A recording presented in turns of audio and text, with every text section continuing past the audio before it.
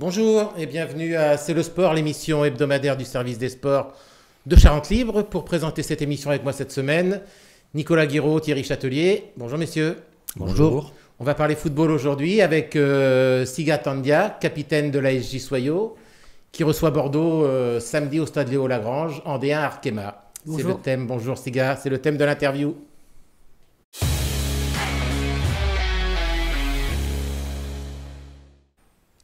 Alors Thierry, l'ASJ reste sur un très bon match nul à Montpellier, 2-2 samedi dernier. Oui. Un point précieux dans la course au maintien pour les Sojaldiciennes. Oui, tout à fait. Ce point, il fait du bien parce que Soyaux venait d'enchaîner 3 défaites de rang. On peut dire que vous avez même déjoué les pronostics à Montpellier. Il n'y a pas grand monde qui pensait que vous ramèneriez le nul.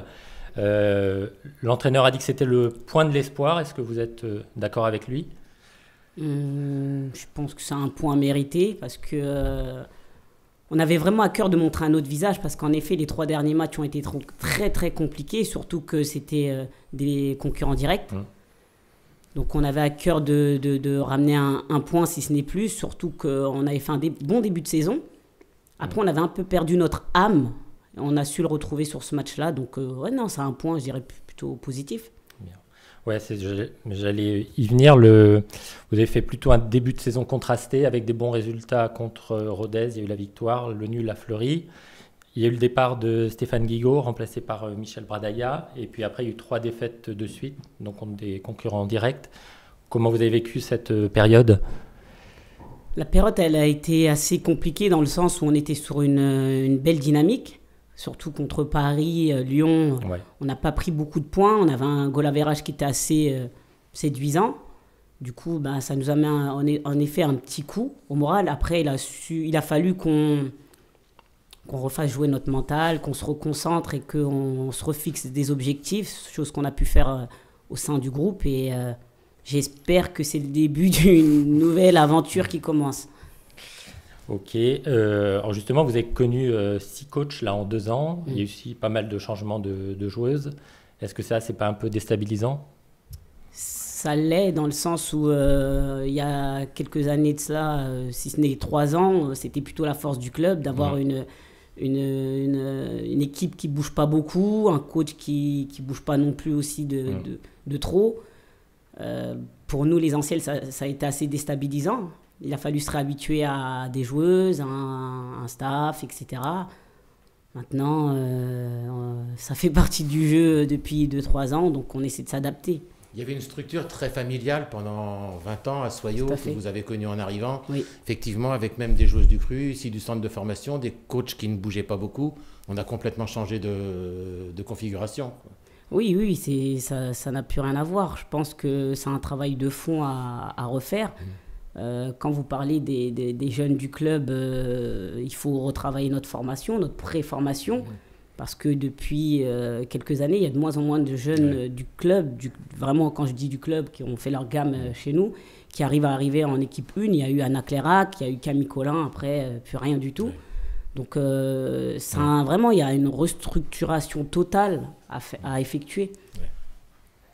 Alors on l'a dit, après le bon nul à Montpellier, vous recevez Bordeaux ce week-end, c'est à peu près d'un niveau similaire à Montpellier en termes de...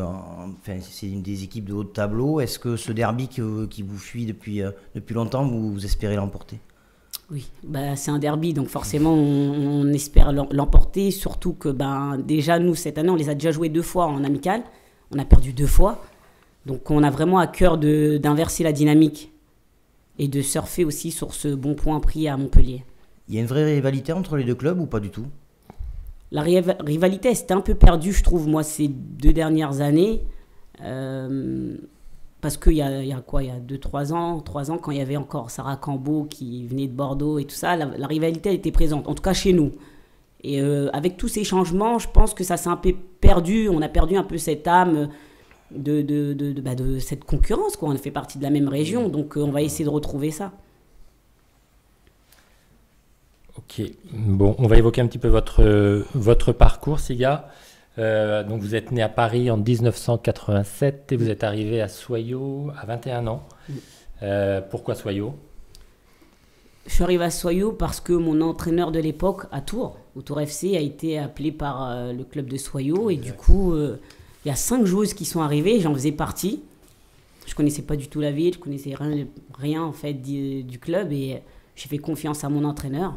Et finalement, tout le monde est parti au compte-gouttes. Et 15 ans après, je suis toujours là. Ça veut dire que vous êtes tombée amoureuse de la Charente et que vous avez envie d'y rester pour longtemps? Ça a été difficile au début, les 2 premières années. Quand on ne va pas à l'école ici, c'est difficile de faire des connaissances en dehors du foot. Mais après, non, j'aime la Charente, j'aime la vie, j'aime l'atmosphère, j'aime les gens. Et c'est ce qui fait que je suis restée. Après, j'aimerais rester le plus longtemps possible, aider le club si possible. Après, on ne sait pas ce que la vie nous réserve. Hein. Honnêtement, entre ce que je veux et ce que je pourrais faire, je ne sais pas. On ne sait pas. On le disait tout à l'heure, vous avez 35 ans? Oui. Pardon, oui. J'ai fait mauvais calcul. La retraite, vous l'envisagez déjà, l'après, ou pour l'instant c'est flou? Non, depuis 2-3 ans, j'ai commencé à m'y pencher, à passer des diplômes, des formations pour ne pas me retrouver bredouille à la fin de ma carrière. Après, quand est-ce que je vais arrêter, je ne sais pas. Là, à l'instant T, je me dis que je vais peut-être arrêter, mais en fait, je ne sais pas si j'en suis capable, là, honnêtement. Ok. Alors, il y a un point qu'on n'a pas évoqué aussi, c'est que vous avez eu 3 sélections en équipe de France. Oui, il y a longtemps. Ça, hein, ouais, en 2009-2010. Oui. On imagine que ça reste quelque chose d'important. Oui. Même, il y a peut-être de la frustration de ne pas en avoir connu plus. Non, il n'y a pas de frustration parce que je prends ça honnêtement, je prends ça comme une superbe expérience. J'ai pas eu de sélection en jeune, j'ai pas fait de centre de formation. Quand ça m'est tombé dessus, je m'y attendais pas spécialement. Après, sans remettre en question mes qualités footballistiques, mais j'étais pas vraiment dans les circuits. J'ai un parcours assez atypique. Hein. J'ai commencé assez tard le foot, donc non, j'ai pas de regrets parce que les choix que j'ai faits, je les assume pleinement. Et puis voilà, non, c'est du bonheur. Maintenant, c'était il y a tellement d'années que c'est rangé dans un coin de ma tête. Hein. Ils sont où les maillots? Les maillots, je les ai donnés. Ouais, je les ai donnés parce que c'est bizarre, mais j'ai pas forcément d'attache sur tout ça. Au contraire, je préfère les donner à des personnes qui vont les garder et en faire honneur plutôt que ça reste dans mon tiroir. Bon. Parfait. On a la sélectionneur qui est Corinne Diacre, qui vit ici en Charente, qui est proche du club. Elle a très peu convoqué je crois qu'il n'y a que Roman Munich qui a été appelé une fois. Oui. Est-ce que ça vous surprend? Est-ce que vous pensez que justement elle fait la part des choses et elle ne veut pas mélanger son attachement au club et la sélection du fait qu'elle n'appelle pas de joueuse de Soyaux?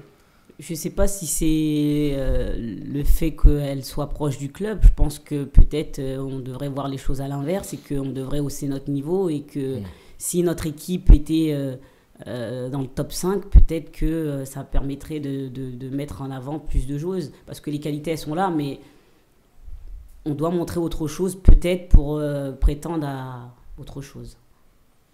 Bien. On a une vidéo à vous montrer, Siga. Je crois qu'elle va apparaître derrière moi également. Bon, Siga, j'ai une première question pour toi. On sait que tu as entamé ta 14e saison à Soyaux cette année. Moi, je voulais savoir qu'est-ce qui a fait que tu es resté tant d'années en fait ici. Bon, Siga, j'ai une deuxième question pour toi. En fait, moi, j'aimerais bien prendre ta place. Du coup, j'aimerais savoir comment je fais pour avoir le brassard, s'il te plaît. Je comprends mieux pourquoi vous voulez me tacler à l'entraînement. Laissez. Pour répondre à la première question, pourquoi je suis resté autant d'années? Parce que, comme je l'ai dit précédemment, je suis bien. Il y a des valeurs au club qui ont fait que j'ai voulu rester, en espérant qu'on retrouve un peu aussi ces valeurs-là qui ont fait que je suis resté aussi longtemps. J'y crois, moi, en ce club. J'ai l'intime conviction que si on met les bons ingrédients, on peut faire quelque chose de sympa. En plus, on est quand même apprécié dans la ville. Les joueuses, quand on marche dans la rue, les supporters, les gens de Soyaux sont heureux de se dire on voit le club de Soyaux contre le PSG sur Canal+. On met un peu aussi en lumière notre région. Donc, c'est tous ces paramètres qui ont fait que je suis encore là et que j'espère durer. Et pour répondre à la deuxième question d'Agathe... Alors le brassard. Un peu de patience, Agathe. Je dirais de la patience, rien d'autre. Ok, bon, alors on a commencé à évoquer l'après-carrière. Alors je crois qu'avant vous étiez aide-soignante, oui. C'est ça, hein? Il n'y a pas si longtemps. Ouais. Il n'y a pas si longtemps, avant de devenir vraiment à 100% professionnelle. Oui. Ça veut dire qu'après vous comptez redevenir aide-soignante ou vous voulez rester dans le sport ou vous avez d'autres projets? Non, je ne compte pas du tout retourner dans le milieu hospitalier. C'est difficile, honnêtement, c'est très dur comme métier, très dur, même si j'ai adoré, hein, mais c'est pas mon objectif. Vous étiez où, pardon? J'étais à Beaulieu, juste à côté, et c'était super, hein. Ouais. Honnêtement, en centre-ville, avec mes collègues, c'était super. Le métier en soi, il est génial, mais maintenant que j'ai les deux pieds vraiment pleinement dans le sport, et le foot plus particulièrement, je compte bien y rester. Donc, encore une fois, je me forme pour mettre toutes les chances de mon côté. Passer les diplômes d'entraîneur? J'ai passé un diplôme d'entraîneur, j'ai passé le BEF, qui permet déjà d'entraîner en D2 féminine.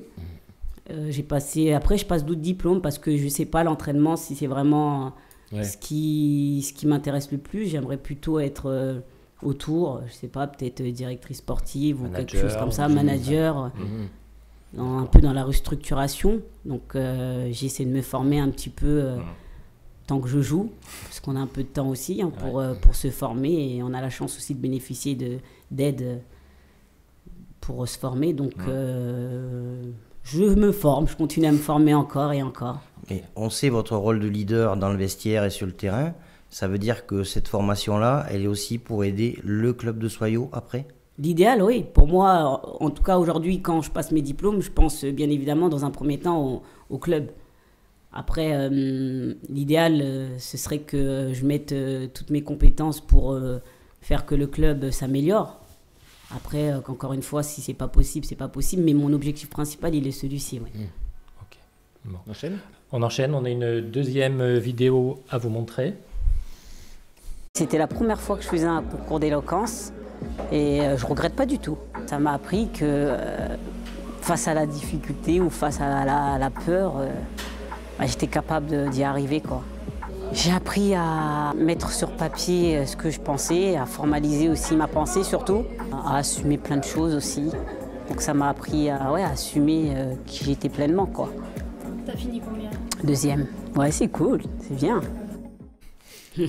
Bon, donc ça c'était le 14 avril dernier à l'Olympia, au 2e concours d'éloquence organisé par la FFF, et vous avez terminé 2e pour votre plaidoirie. Homophobie, les mots ont-ils un poids?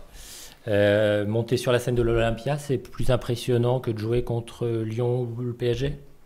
Je dirais que c'est même plus impressionnant parce que c'est pas quelque chose que je maîtrise, la scène et tout ça. Il y a des parallèles, mais j'étais plus stressée sur scène, honnêtement. Bon. Et vous pensez que ça vous a apporté donc quelque chose pour le... Oui, ça m'a permis... déjà, ça m'a remis dans une autre réflexion, parce que quand on joue au foot, on réfléchit d'une certaine manière. Là, il a fallu que je me documente plus, que j'écrive, que je me remette à écrire, me remettre à lire, etc. Donc, ça m'a redonné goût aux mots. Bien. Pourquoi vous avez choisi le thème de l'homophobie? C'est un clin d'œil particulier? Ouais, c'est un rapport déjà direct avec qui je suis.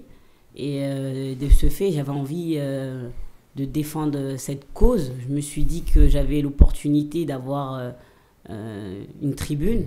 Donc, je m'en suis servi. Et quoi de mieux que de parler de quelque chose qui nous concerne. Donc, c'est ce que j'ai voulu faire. C'est une fierté quand même, ce prix. Non, c'est une fierté parce que c'est beaucoup de travail personnel, d'investissement, c'est une mise à nu. Donc forcément, on se dit que ce qu'on a dit, le message, il est passé, quoi. Donc ça fait plaisir. Ok. La semaine dernière, on avait Carole Cormenier, qui est la championne du monde de fosse olympique sur le plateau, qui nous disait qu'elle avait commencé à avoir des bons résultats depuis la naissance de sa fille. Alors vous avez aussi deux filles, oui. Hein, c'est ça. Est-ce que c'est une source de réconfort, de stabilité? Surtout que ça, pour ma part, ça m'a donné un second souffle, dans le sens où j'avais hâte qu'elles puissent venir me voir jouer, etc., qu'elles puissent voir un peu... Elles ont quel âge, pardon? Elles ont 6 ans. D'accord. Donc je me suis dit, bon, jusqu'à 2-3 ans, elles vont commencer à pouvoir. Finalement, elles ont 6 ans. On a envie de repousser et qu'elles puissent... Ouais, c'est un second souffle, vraiment. Bon. Et c'est une fierté supplémentaire. Parce que quand on voit leur regard de se dire que leur mère est footballeuse, c'est super. Et ça envoie aussi un bon message à mes filles, comme quoi rien n'est impossible. Et c'est pas une histoire de genre ou quoi que ce soit. Si vraiment on a envie de faire quelque chose, qu'elles y aillent, quoi. Bon, elles ont déjà leur licence à l'AJ Soyaux? Depuis cette année, oui. Ah ouais. Depuis cette année. D'accord. Voilà, relève assuré. Alors. On n'a pas fini de parler des temps de guerre. Voilà. J'espère. Bon, pour finir l'interview, on a un petit cadeau pour vous, Siga. Regarde.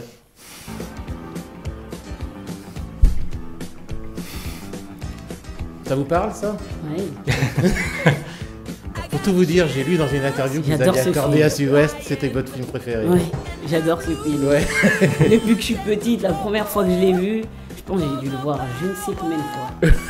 Il y a de la musique, il y a de la danse, tout est super. Je connais pas quelqu'un qui aime pas ce film. Oh, ça se prononce pas trop. Bon, bah, c'est un cadeau. Là. Merci, ouais. Bon, merci Siga, merci messieurs. Merci à vous. On enchaîne avec la deuxième partie de cette émission, l'événement.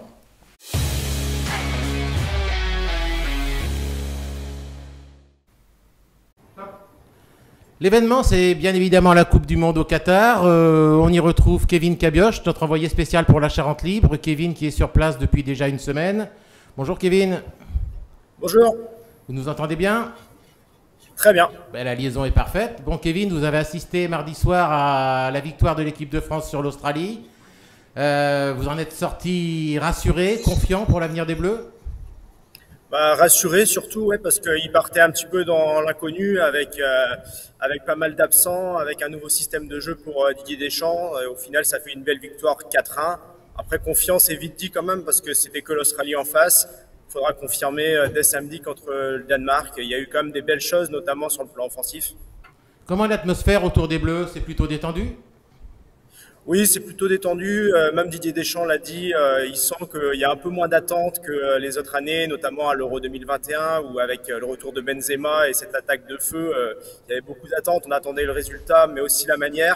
Là, les suiveurs de l'équipe de France, la presse, est un peu moins d'attente sur cette équipe. Donc je pense qu'ils travaillent dans des bonnes conditions. En plus, ils ont un superbe hôtel qui a un palace qui est vraiment à part. Et ils ne sont pas du tout perturbés pendant cette compétition. Bon, le prochain match, c'est samedi, 17h, contre le Danemark, qui a fait match nul lors de sa première rencontre. Les Danois, c'est quand même un adversaire qui nous a battus récemment en Coupe des Nations. Il va falloir s'en méfier. Ouais, ils nous ont battus 2 fois récemment. C'est une belle équipe. Je pense qu'on parlait des petites lacunes qu'il y a eu contre l'Australie. Je pense notamment sur le replacement défensif. Contre l'Australie, ça n'a pas porté à conséquence parce qu'ils étaient peut-être un peu limités pour nous poser des problèmes. Et bon, le Danemark, même s'ils n'ont pas fait un grand match contre la Tunisie, avec des joueurs comme Eriksen, va falloir être un petit peu plus rigoureux pour pouvoir remporter ce match et se qualifier parce que si la France gagne ce deuxième match, elle sera automatiquement qualifiée avant même le troisième match contre la Tunisie. Ouais, la Tunisie qui est mercredi suivant, hein, je pense, si je ne dis pas d'erreur, ça doit être le mercredi à 16h pour boucler cette phase de poule. Kevin, on voulait vous demander, après cette première semaine déjà, quel est votre coup de cœur sur ce mondial? Je dirais que c'est l'organisation générale. C'est vrai qu'on a dit beaucoup de choses sur ce mondial au Qatar, mais c'est plutôt bien organisé, notamment tout ce qui est des questions de transport pour les supporters. Ici, tout est gratuit, le bus, le métro. Il y a énormément de rames, énormément de navettes, donc tout est vraiment bien organisé. Il y a une armée de guides qui sont à tous les coins de rue, dans tous les recoins du métro pour guider les gens. C'est limite un petit peu exagéré parfois, mais bon, en tout cas, force est de constater que ça marche bien et les flux sont plutôt bien gérés. Tout le monde parle anglais? Et tout le monde parle anglais, ouais. Même vous? Moi, ouais, j'essaye. Bon. Et s'il y avait un coup de gueule, ce serait contre qui? Bah, c'est plus sur l'ambiance générale qui est quand même pas énorme. Hein. C'est pas du niveau qu'on attend d'une Coupe du Monde et d'un grand événement comme ça. Alors c'est assez inégal. Il y a des endroits où ça bouge bien, notamment autour du souk, qui est un peu le lieu de ralliement de tous les supporters. C'est un peu le seul endroit un peu authentique de Doha. Donc tous les supporters se retrouvent là-bas. Il y a une ambiance qui est vraiment bon enfant. Par contre, autour des stades, c'est quand même très mort. Hein.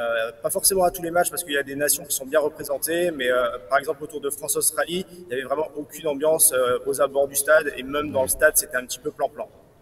Bon, pour finir, j'ai un message de votre maman qui m'a contacté hier, Kevin. Elle me demande si vous mangez bien. Est-ce que tu manges bien, mon poussin joli? Ah, on mange bien. Il y a un peu toutes les spécialités de tous les pays arabes, perses, etc. Donc il y a un peu de tout, mais c'est plutôt bon. Ouais. Bon, la vie est belle pour les journalistes aussi, alors. Oui, ça va. Il fait beau. Là, au début, il faisait un petit peu chaud. Maintenant, il fait même plus trop chaud. C'est juste bien. Le seul problème, c'est qu'il fait nuit à 16h30, 17h, mais bon, ça s'adapte. Bon, ben merci, Kevin. Et puis au boulot, le programme de ces prochains jours pour vous? Et ben donc ça va être la préparation de ce match contre le Danemark samedi. Et vous avez d'autres rencontres de la Coupe du Monde à suivre au programme? Hier j'étais au match de la Belgique et ouais, il y aura notamment le Brésil qui jouera contre la Suisse en début de semaine prochaine. D'accord. Bon, eh ben, bon courage, profitez bien. Je crois qu'il y a la piscine derrière. Hein. Vous essayez de la cacher avec la caméra, mais on le sait. Donc, elle est un petit peu fraîche quand même. Bon séjour, bon boulot, et puis on vous retrouve dans les colonnes de la Charente Libre, sur le site évidemment, et sur Instagram avec votre story qui attire beaucoup de monde. Ça marche. Allez, merci, au revoir. Au revoir.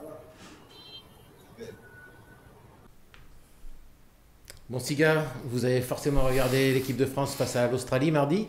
Oui. Elle vous a plu, cette équipe de France? Oui, j'ai bien apprécié. On les a sentis un petit peu sur la réserve les premières minutes, mais après, une fois qu'ils ont mis un coup d'accélérateur, ça nous a fait plaisir. En tout cas, moi, j'ai bien vibré, pour être honnête. Il y a un joueur qui vous séduit particulièrement dans cette équipe? Moi, j'aime bien Kylian Mbappé. Ouais. J'aime beaucoup. Il prend ses responsabilités. Et après, on peut le critiquer, qu'il a la grosse tête et tout, mais... Je pense comme beaucoup de footballeurs, hein, à un moment donné, si on veut aussi performer, des fois, il faut avoir peut-être un excès de confiance. Et il performe, donc ouais, il performe. J'apprécie. Ok. Merci. Allez, on passe à la troisième séquence avec l'équipe du week-end.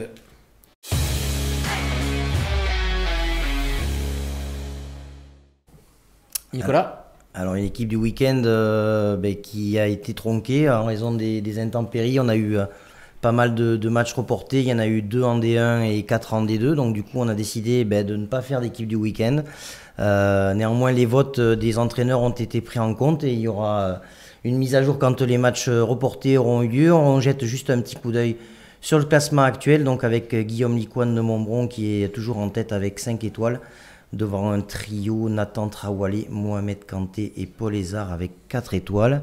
Juste un mot pour dire qu'au niveau des statistiques, le Roi B est la seule équipe à avoir 8 joueurs nominés en autant de journées, alors que Montbron est l'équipe qui en a le moins, forcément, puisque Guillaume Licoine truste les étoiles avec son compère Camara. Et enfin, 186 joueurs ont reçu en moyenne au moins une nomination cette saison, soit 5 environ par équipe. Voilà ce qu'il faut retenir. Merci Nico pour toutes ces stats. Place à l'instant rematch avec notre partenaire Stadium.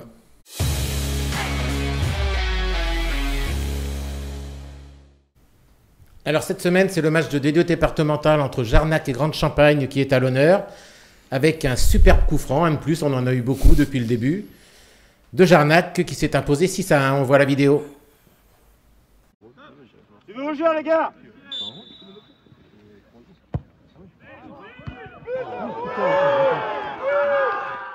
On va le revoir une deuxième fois, Siga. On valide? On valide. Beaucoup franc. Oui, bon. Il était en détente en plus, le tireur, donc parfait. On la revoit? Tu veux jouer les gars?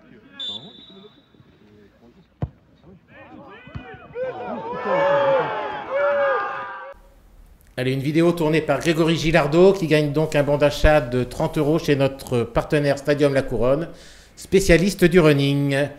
Tous à vos téléphones portables, téléchargez l'appli Rematch. On aimerait bien avoir un petit peu de rugby, de basket, de hand, varier un peu les plaisirs. Donc au boulot cette semaine et on se retrouve jeudi prochain pour la suivante. On enchaîne avec l'agenda du week-end.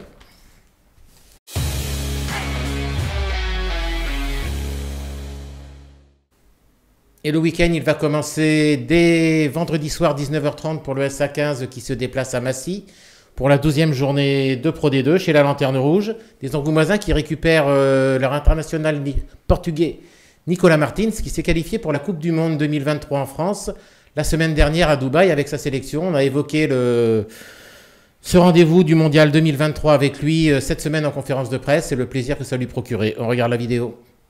Oui, forcément. En plus, il y a des matchs qui seront à Toulouse, chez moi. Donc, toute ma famille pourra venir. Et puis, même, c'est un rêve pour tout joueur rugby de jouer la Coupe du Monde. On est très peu de privilégiés à pouvoir y jouer. Il y a des gars en top 14, ils la joueront jamais. Donc, on se sent privilégié de la jouer. Et toi, tes origines portugaises, c'est mon père qui est portugais. D'accord. Ok. Tout le côté de mon père est portugais. Donc merci papa pour la Coupe du Monde. C'est ça, merci. Bon, Thierry, il y a également du foot et du hand au programme ce week-end? Oui, vendredi, la CFC se déplace sur le terrain de la réserve de Lorient et va essayer de redresser la barre après sa défaite face au Stade Bordelais à domicile. Voilà, Lorient est 6e et Angoulême actuellement est 8e. Après en hand, donc on aura les garçons de l'ETEC et les filles de l'Aljo. Les garçons de l'ETEC sont actuellement leaders de National 2 et reçoivent Asson le 4e.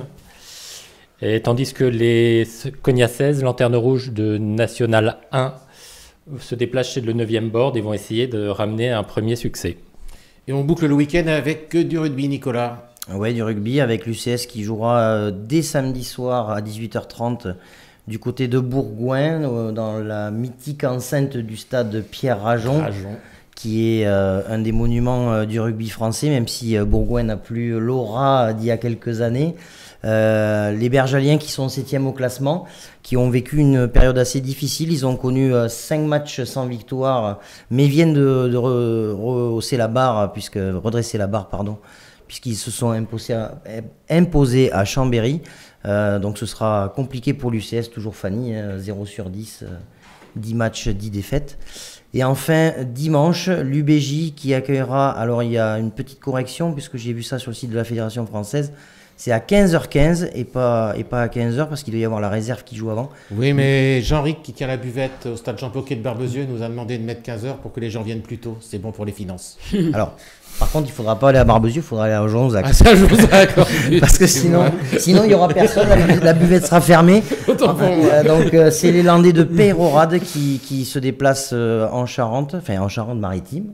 Oui. Des Landais qui sont 5e, qui viennent de battre Nantes. Et c'est un gros morceau pour l'UBJ qui est à la traîne, qui est parmi les derniers, mais qui est toujours dans la course pour le maintien. Ils sont 3 à 12 points en queue de classement. Donc, une 3e victoire serait la bienvenue.